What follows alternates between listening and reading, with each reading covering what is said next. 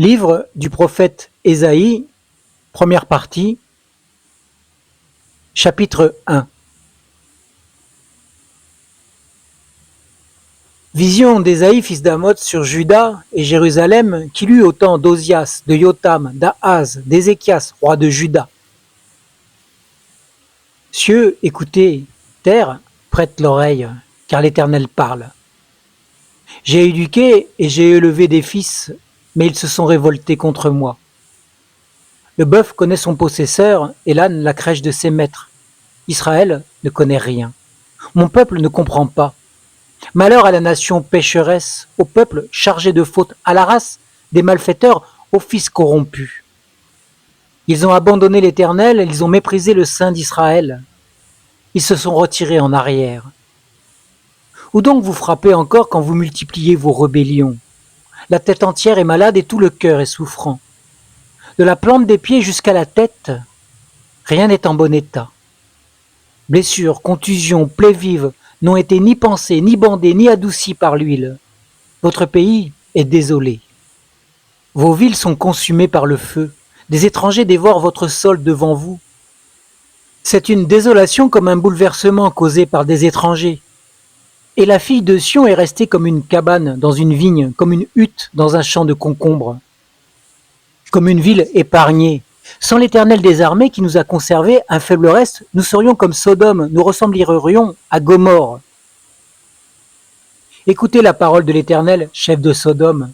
Prête l'oreille à la loi de notre Dieu, peuple de Gomorrhe. Qu'ai-je à faire de la multitude de vos sacrifices, dit l'Éternel? Je suis rassasié des holocaustes de béliers et de la graisse des veaux. Je ne prends pas plaisir au sang des taureaux, des agneaux et des boucs. Quand vous venez vous présenter devant moi, qui vous demande de fouler mes parvis? Cessez d'apporter de vaines offrandes, l'encens me fait horreur. Quant aux nouvelles lunes et aux sabbats et aux assemblées, je ne puis voir le crime avec les solennités. Je hais vos nouvelles lunes et vos fêtes, elles me sont à charge. Je suis là de les supporter. Quand vous étendez vos mains, je détourne de vous mes yeux, quand bien même vous multipliez les prières, je n'écoute pas. Vos mains sont pleines de sang. Lavez-vous, purifiez-vous, ôtez de ma vue la méchanceté de vos actions, cessez de faire le mal.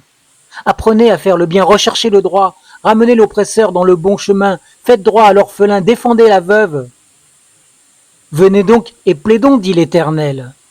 Si vos péchés sont comme le cramoisi, ils deviendront blancs comme de la neige. S'ils sont rouges comme l'écarlate, ils deviendront comme de la laine. Si vous vous décidez pour l'obéissance, vous mangerez les meilleures productions du pays. Mais si vous refusez, si vous êtes rebelle, vous serez dévorés par l'épée, car la bouche de l'Éternel a parlé. Quoi donc? La cité fidèle est devenue une prostituée? Elle était remplie de droiture, la justice y séjournait, et maintenant, ce sont des assassins. Ton argent s'est changé en scorie, ton vin a été coupé d'eau. Tes chefs sont rebelles et complices des voleurs, tous aiment les présents et courent après les récompenses. Ils ne font pas droit à l'orphelin, et la cause de la veuve ne les préoccupe pas. C'est pourquoi, oracle du Seigneur, l'Éternel des armées, le puissant d'Israël, ah, je tirerai satisfaction de mes adversaires, je me vengerai de mes ennemis. J'étendrai de nouveau ma main sur toi, je passerai au creuset tes scories comme avec de la potasse, et j'enlèverai toutes tes parcelles de plomb. Je ferai revenir tes juges tels qu'ils étaient autrefois et tes conseillers tels qu'ils étaient au début. Après cela, on t'appellera ville de justice, cité fidèle. Sion sera racheté par le droit et ceux qui se convertiront par la justice. Mais le désastre atteindra tous ensemble, rebelles et pécheurs, ceux qui abandonnent l'Éternel périront. Alors on aura honte des térébintes, objets de vos désirs, et vous rougirez des jardins que vous vous êtes choisis. Car vous serez comme un térébinthe au feuillage flétri, comme un jardin qui n'a pas d'eau. Le puissant sera comme de l'étoupe et son œuvre comme une étincelle. Ils brûleront tous deux ensemble, et il n'y aura personne pour éteindre. Chapitre 2. Parole reçue en vision par Ésaïe fils d'Amoz sur Juda et Jérusalem. Il arriva à la fin des temps que la montagne de la maison de l'Éternel sera fondée sur le sommet des montagnes, qu'elle s'élèvera par-dessus les collines et que toutes les nations y afflueront. Des peuples nombreux s'y rendront et diront « Venez, Montons à la montagne de l'Éternel, à la maison du Dieu de Jacob, afin qu'il nous instruise de ses voies et que nous marchions dans ses sentiers, car de Sion sortira la loi et de Jérusalem la parole de l'Éternel. Il sera juge entre les nations, il sera l'arbitre des peuples nombreux. De leur épée ils forgeront des socs et de leur lance des serpes. Une nation ne lèvera plus l'épée contre une autre et l'on n'apprendra plus la guerre. Maison de Jacob, venez et marchons à la lumière de l'Éternel. Car tu as abandonné ton peuple, la maison de Jacob, parce qu'il est rempli des pratiques de l'Orient et de la magie comme les Philistins, et parce qu'il s'accorde avec les fils des étrangers. Son pays est rempli d'argent et d'or, infinis sont ses trésors, son peuple est rempli de chevaux, infini le nombre de ses chars. Son pays est rempli de faux dieux, on se prosterne devant l'ouvrage de ses mains, devant ce que ses doigts ont fabriqué. L'être humain est courbé, l'homme est abaissé, ne leur pardonne pas. Entre dans les rochers et cache-toi dans la poussière, loin de la terreur de l'Éternel, de l'éclat de sa majesté. Les regards arrogants de l'être humain seront abaissés et l'orgueil des hommes sera courbé. L'Éternel seul sera élevé ce jour-là. Car l'Éternel des armées a fixé un jour contre tout ce qui est hautain et orgueilleux, contre ce qui s'élève et qui sera abaissé, contre tous les cèdres du Liban hauts et élevés, contre tous les chênes de Basan, contre toutes les montagnes et contre toutes les collines élevées, contre toutes les hautes tours et contre toutes les murailles fortifiées, contre tous les navires de Tarsis et contre tous les objets de désir. L'arrogance de l'être humain sera courbée et abaissé l'orgueil des hommes. L'Éternel seul sera élevé ce jour-là. Tous les faux dieux disparaîtront.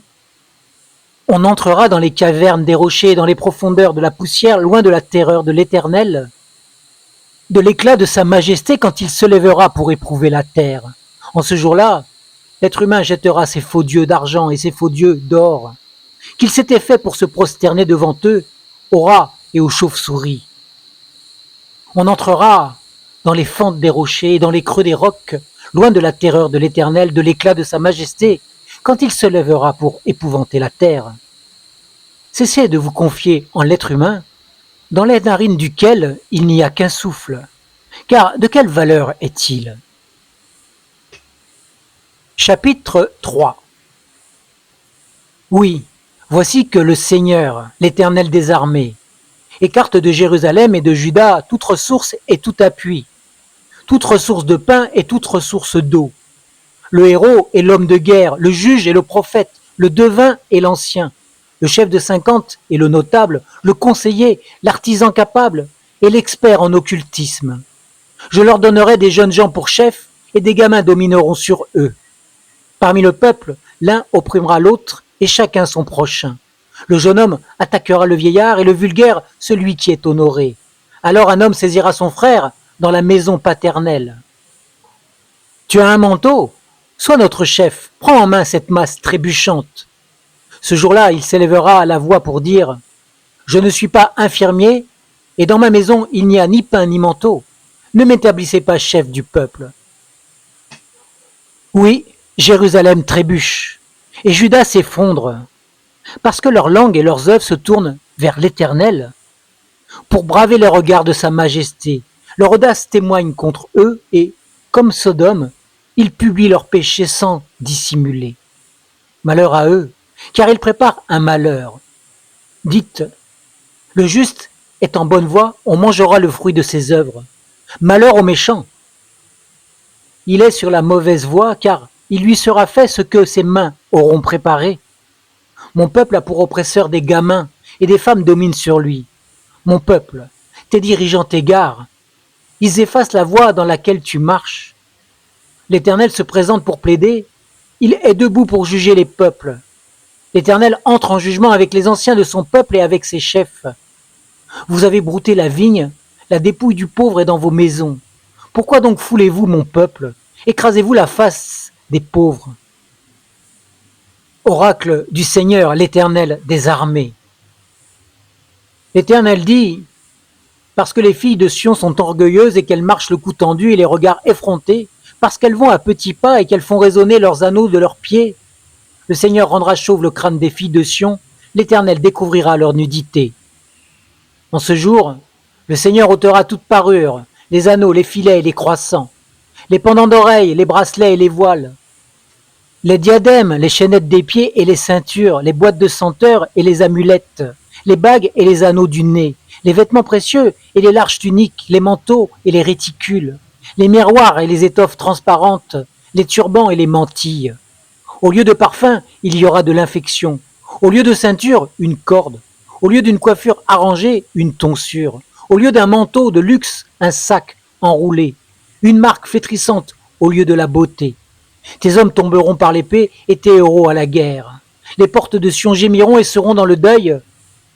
Dépouillée, elle s'assiera par terre. Chapitre 4. Sept femmes saisiront en ce jour-là un seul homme pour lui dire « Nous mangerons notre pain et nous nous vêtirons de notre manteau. Fais-nous seulement porter ton nom.